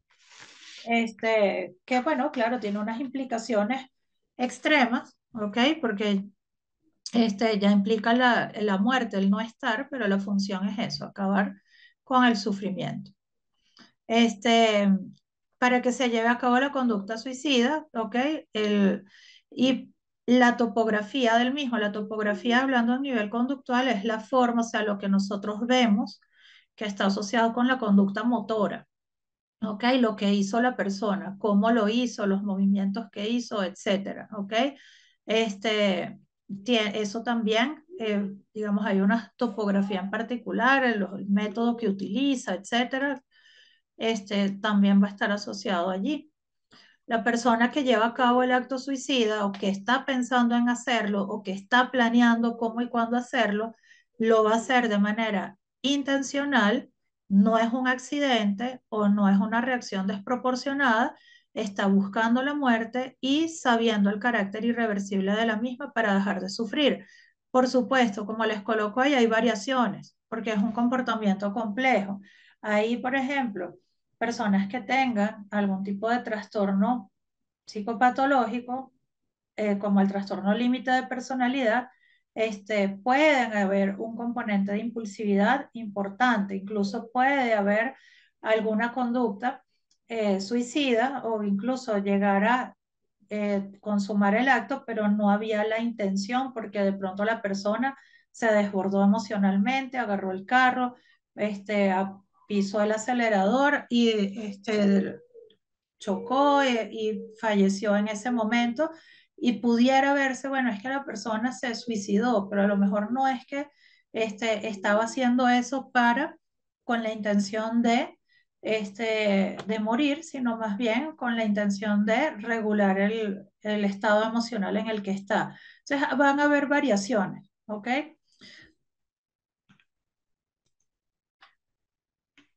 Bueno, determinar las formas diferentes en que se presenta la conducta suicida, que es el espectro, ¿ok? Formas diferentes en que se presenta, establecer la relación secuencial y funcional entre ellas va a ser un elemento clave para la comprensión y prevención del suicidio, ¿ok? Espectro, secuencia y función, ¿ok? Es secuencial. Una cosa lleva a la otra. Si la persona consumó el acto es porque hubo una planeación y si hubo una planeación, hubo una ideación, hubo una cadena, ¿ok? De secuencias de comportamientos, uno tras del otro, por etapas, por fases, ¿ok? Que se fueron manteniendo a lo largo del tiempo que sea y hasta llegar a la última, ¿ok? Que es la más, por decir, la más grave, por ponerle algún nombre, que ya cuando hace el intento o lo consuma. A nivel operativo y aplicado, se puede hacer referencia a diferentes conductas dentro del espectro suicida, a pesar de la falta de unanimidad universal, porque también es esto, los conceptos y definiciones pueden variar dependiendo del área, el ámbito desde el cual se estén trabajando, lo que se considera el suicidio, etcétera, desde dónde. Pero acuérdense que nosotros estamos desde el ámbito clínico, ¿sí? Desde psicología clínica. Entonces aquí, si lo queremos ver de manera visual, como se los coloco yo acá, cuando les hablo de los tipos de comportamiento suicida e incluso espectro, de hecho, yo le coloqué haciendo un intento como de hacer algo con los colores, o sea, estamos dentro de las mismas tonalidades, pues estamos dentro del el azul, por poner ahí el azul, pero vemos que hay diferentes tonos de azul allí, cada uno después del otro, ¿ok? De pronto el más clarito se va oscureciendo, oscureciendo hasta llegar al más oscuro, ¿ok? Es un espectro, va variando, forma parte de un mismo comportamiento. Cuando se hacen las evaluaciones, pues es saber esa persona en dónde está. Está en ideación, en plan, intento. Obviamente, si consumó ya el suicidio, pues ya no va a estar con nosotros, pero si hizo un intento eh, y viene a consulta, pues estamos allí, que intento de suicidio. Estamos más cerca de el suicidio consumado. Entonces, para saber desde dónde y dónde está y qué vamos a hacer, ¿ok? ¿Cómo lo vamos a intervenir? A ver, ponen aquí, si hay una conducta suicida debe ser remitido inmediatamente a los servicios de emergencia de los hospitales en donde se vigilará. Ok, sí, esa hospitalización y la referencia también, eso lo vamos a ver porque dependiendo de la gravedad se aplican los protocolos para que la persona pueda ir a un servicio de salud y que pueda ser puesta en resguardo, pero sí les adelanto un poco, las hospitalizaciones muchas veces son contraproducentes, dependiendo. No quiere decir que no se recomienda, pero dependiendo, porque el hospital o el lugar, el centro de salud debe tener unas características que puedan, que permitan tener a ese paciente allí controlado y que no solamente manejar la crisis, sino lo que viene después, el tratamiento, el abordaje, la parte terapéutica, hacer el enlace con las terapias. Entonces, van a haber casos en donde va a ser muy favorable, otros que no tanto, depende, como siempre, pues de dónde está la persona. Porque como les digo, por ejemplo, se necesitarían hospitales de tipo 3 que puedan tener toda la infraestructura para poder atender el caso.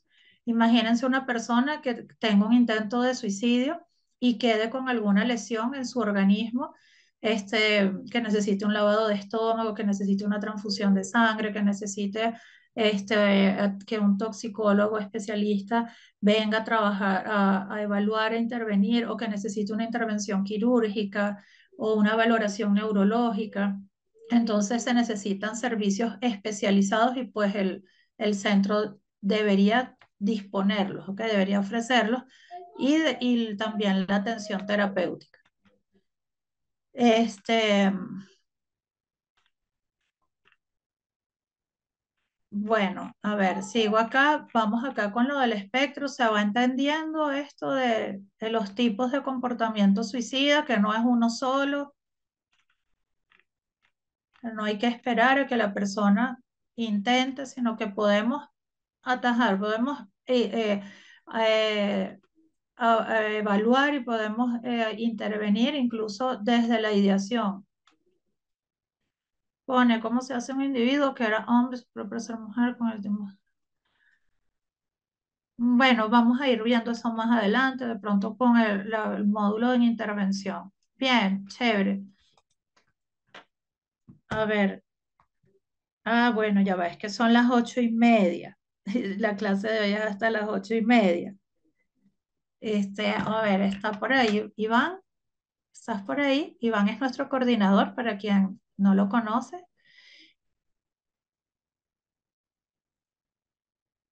Sí, puede ser que nos llegue un paciente con ideación o con un plan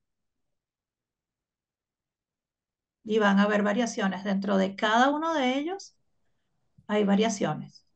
Dentro de la ideación hay variación, dentro del plan y así. Este, bueno. Hola, profe, yo ya llegué, Oh, listo. ya estás acá, Iván. Bueno, saludos, ¿Cómo Iván. está? Bueno, muy bien.